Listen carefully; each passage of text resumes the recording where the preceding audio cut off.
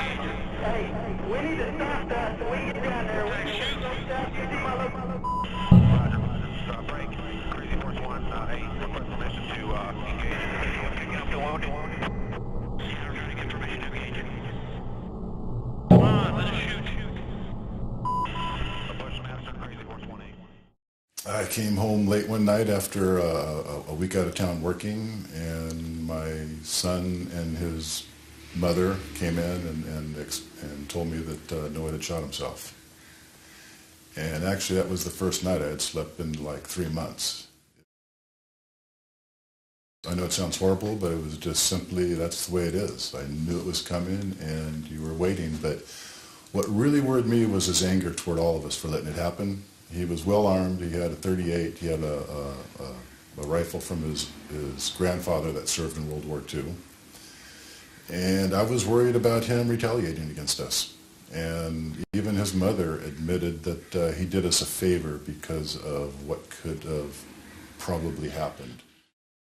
The streets were vacant. There was really no resistance. They just showed up, started cleaning up the mess. The sewer plants were bombed. The water plants were bombed. Just this precision bombing just didn't work.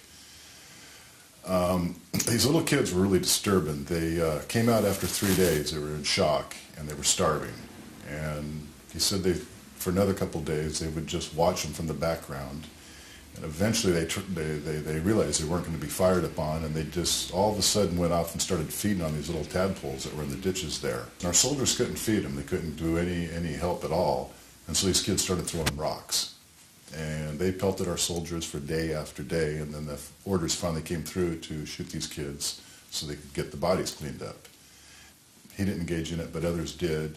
And they were so frustrated. You know, here they were just, 6 months before they were at Ronald McDonald Land. And now they're in a war zone. War crimes are being committed on a massive scale. And after some of these soldiers killed these kids, my son said that's when the suicide started. And I really don't want to say it in public, but I really think that these 22 a day that are committing suicide should go into city council and inform them that my life is fucked. And one of these days I'm going to shoot myself in your park and you'll have to clean up my corpse. I mean, I know it sounds cold and cruel, but, I would rather have my son do that than just go out in the woods and do it peacefully. Taking your own life is the way you want to do it. But if I would show up right in city council and have my corpse hauled out of there. Like I said, these were the adults that sent kids in the war.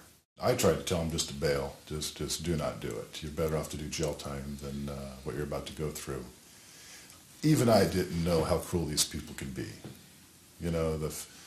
The training they give these kids is almost guaranteed a suicide. In the Civil War and World War II particularly, they discovered that only 15% of soldiers were actually engaging in pulling the trigger. And so they needed to change that.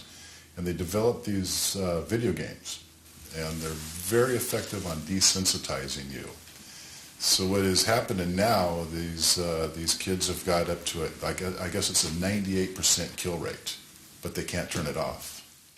They set up these road checkpoints, and they were very, very confusing. And basically, they had brainwashed our soldiers into seeking revenge on the Iraqis for September 11th. They were a whipping boy.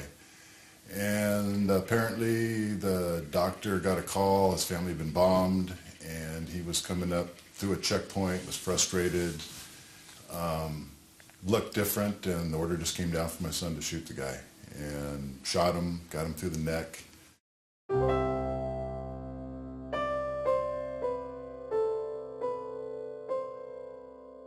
But until you educate the population, it'll just never change. These people do what they do. They create war to create their profits.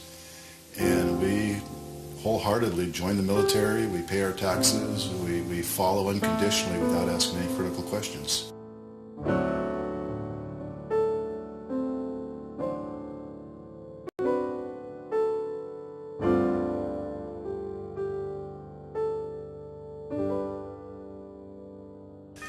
They call you a conspiracy theorist, and instead of talking about the technical, they want to know the who, the whys, and the whats. In other words, they want to engage in the conspiracy theory.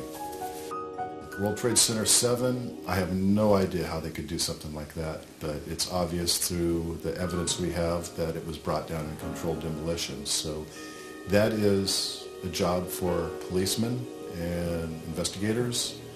That's their job, and they are failing at this point to accomplish that.